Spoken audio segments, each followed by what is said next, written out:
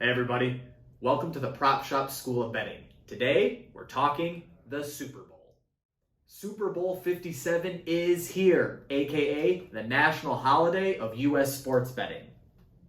According to the American Gaming Association, degenerates of all skill levels will wager $8 billion on this game alone. That's the same thing as giving every person on earth $1. Now, there are a lot of different ways you can bet on the Super Bowl. In this video, we're going to cover the most common ways and throw in a little bit extra bets not to make on the Super Bowl. First things first, let's take a look at the money line. The money line is traditionally the easiest bet you can make in sports betting. You're just betting on the winner of the game. Easy peasy. Minus 124 and plus 106? What does that mean? Well, it essentially means that the Eagles are favorite in the game and the Chiefs are the underdogs. Plus 106 means if you bet $100 on the Chiefs to win, you will win $106 in profit. On the other hand, minus 124 means you have to bet $124 to win $100. In short, the number next to the plus always means the amount of money you will win if you bet $100. Likewise, the number next to the minus always means the amount of money you have to bet to win $100. Bottom line, Vegas thinks this is going to be a very close game. Spoiler alert, they're never wrong. So, how to play it?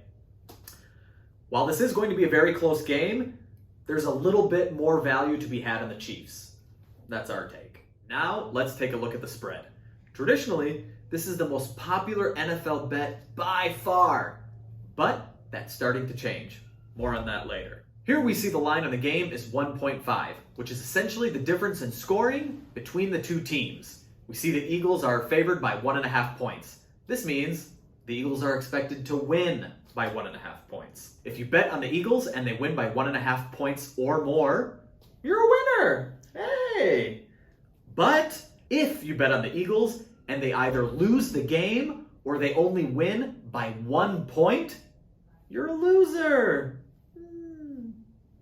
What does such a close spread tell us? This is a very evenly matched game. So, be on the lookout for updates to key players, teams, personnel, whatever, because the line has already changed from 3 to 1.5 points. Next, we have the total. What's the total, you may ask? The total is just what the name implies. It's the amount of points scored in total in the game between both teams. In this case, the books put the total at 49.5 points. Now, this is a bit of a tricky bet as both teams are currently on a serious understreak. That's why each team has a minus next to the odds. KC has gone under in 3 games in a row and a total of 4 out of their last 5. Philly, for their part, has hit the under 4 times in a row and gone 5 out of the last 6. Bottom line, why ruin a good thing? Both teams are on an under streak, take the under.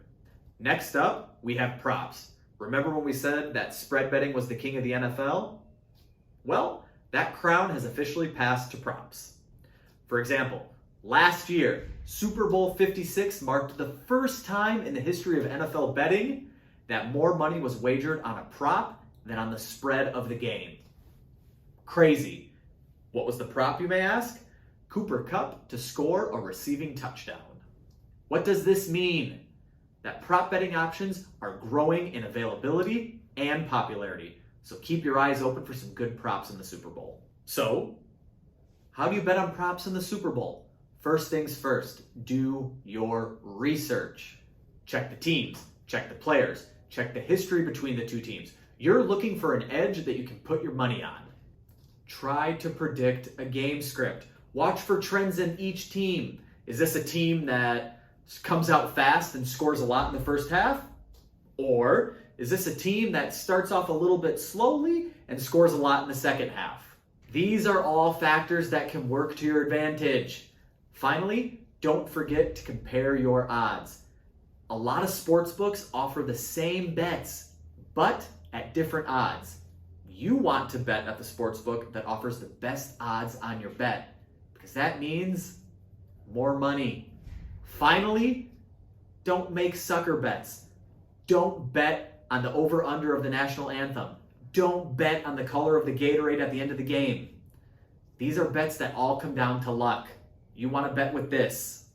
Lastly, we have bets not to make on the Super Bowl. First up is the coin toss. Don't do that. Why? Because it's a literal coin toss. There's no value here. It's a sucker bet. You might as well just give the sportsbook your money. Finally, don't bet on the first player to score a touchdown or anytime player touchdowns. Why? Because there's no option to bet on the opposite side of that bet. For example, if you bet on Jalen Hurts to score the first touchdown, there's no bet for Jalen Hurts not to score the first touchdown. What does this tell us? That the sportsbooks don't want to lose money on that bet. And they won't. I hope you guys have learned something about betting on the Super Bowl. Now go forth and make yourselves some money. For more information on betting, on any sport, or anything else, subscribe to the channel and follow us on Discord.